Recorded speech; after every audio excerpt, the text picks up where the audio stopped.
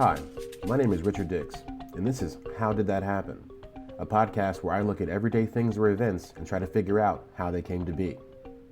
Every week I will research one topic, and by the end of the episode, I hope to truly have the answer to the question, how did that happen? Hello, and welcome to another episode of How Did That Happen? This week, we are discussing lighters, handheld fire. From the famous Bic to the Flint and steel, I examine the connection between man and that spark that changed it all. Come along for the ride as I ask, lighters, how did that happen? If we're going to talk about lighters, then we have to start with fire. And in addition to lighters, a brief history of matches will also be covered because it seemed like the subjects go hand in hand. It is believed that Homo erectus discovered fire somewhere between 200,000 and 1.7 million years ago. In the year 577, the Chinese had created sticks of pine wood that they would put sulfur in, which would give them a flammable match-like quality. From there, humans developed the flint and steel method, which involves striking a flint or similar rock and a piece of steel together, creating a spark that will light the tinder. This is how people made fires until matches came around. The first match was created in 1805 by a French chemist named Jean-Louis Chancel. It was difficult to ignite and released a strong odor when it was finally lit. In 1823, Johann Wolfgang Dobberner invented the first lighter. It looks nothing like modern lighters, but due to a mix of sulfuric acid, zinc, and hydrogen gas, it was able to produce a flame. It was also said to spontaneously combust if left in places of high heat, so good luck with that one in the summertime.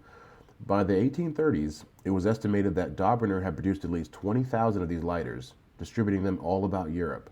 This made them one of the more popular brands during that time. John Walker from England created a match that lit by friction in 1826, but he did not patent this technology. Due to him not patenting it, a man by the name of Samuel Jones stole the idea and marketed these friction matches as lucifers, which I think is a pretty interesting marketing tactic, naming a flame stick after Lucifer. I think that's pretty good advertising. The matchbook was patented by Joshua Pusey in America in 1892 and was then bought by the Diamond Match Company.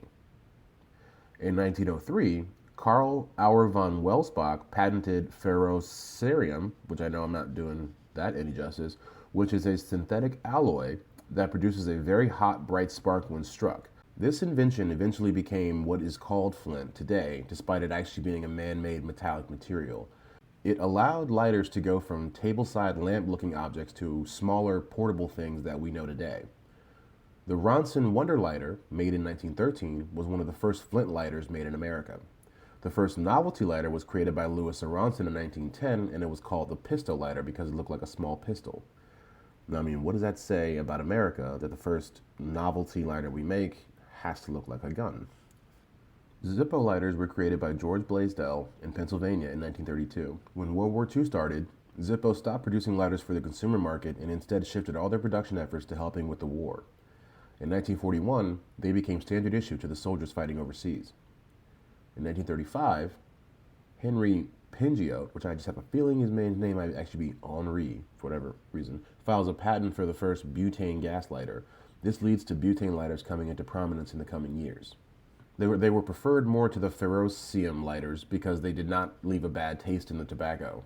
In the 1950s, Zippo becomes the first lighter company to sell branded lighters, which is something that we're very used to seeing now. But up until that point, lighters were just the company that made them was the only thing that you saw on that lighter. By the late 50s, the first electric lighters had hit the market in the form of the Piezo electric lighter. They worked with a spring-loaded hammer that would strike a quartz crystal, which created a spark, which then gave you the flame. The 60s would see the creation of the world's first disposable lighter by a company named Fudor in France. It was called the Stick until it was bought out by Gillette, and then it was renamed the Cricket. The creation of the disposable lighter would lead to a lot of small lighter companies going out of business because people could throw away and buy another lighter with no problem. So it really didn't lead them to have to go back to those mom and pop stores to keep buying these manual lighters that required all this maintenance. In 1971, the Bic company of pen and pencil fame buys a French lighter company named Feminaire. That company had been in business since 1947, making butane lighters. 2 years later, Bic would release their own version of the disposable lighter, and it would take over the market. Essentially, Bic and Zippo own the current lighter market, both domestic and abroad.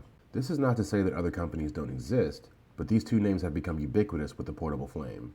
Other advancements include the Tesla lighter, which works using an internal magnet and an electric arc, I've seen pictures of it. I don't really want anything to do with it, but it's out there if you guys are interested.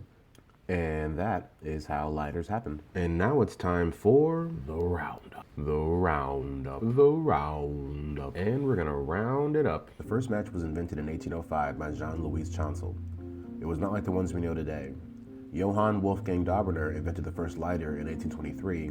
It was able to light thanks to a mixture of sulfuric acid, zinc, and hydrogen gas. Carl von Welsbach patented ferrocium in 1903, which paves the way for the Flint wheel we see on modern Bics today. Henry Pingia patents the first butane lighter in 1935, and it is these two types of lighters that continue to dominate the market today.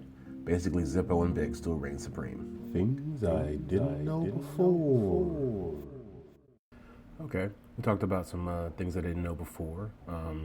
I didn't know that the first company to do a branded matchbook was PBR. I thought that was very interesting. I've had a few PBRs in my time. I think the PBR brand itself is pretty timeless, and it was pretty interesting to find out that they were the first company, 120 years ago to say, let's put our brand on there. Our people who like to drink but like to smoke, they made that connection pretty early on, it seems. This I found very interesting. Is in World War I, they would make lighters out of empty bullet casings, and you can still find some of those online and stuff. But they basically did that because it would the flame that the other lighters they had at the time were brighter, and they would make these the flame was lower, so it wouldn't be seen at nighttime, basically. And that was, but they're really cool looking. I'll definitely probably post a picture on the Twitter account. Another one that I have, and I definitely didn't know it before, but if you know anything about businesses, it's not surprising at how business acquisitions go. But it's the fact that Bic bought another company, a French lighter making company, and then took that technology and then created the famous Bic lighter that we have today.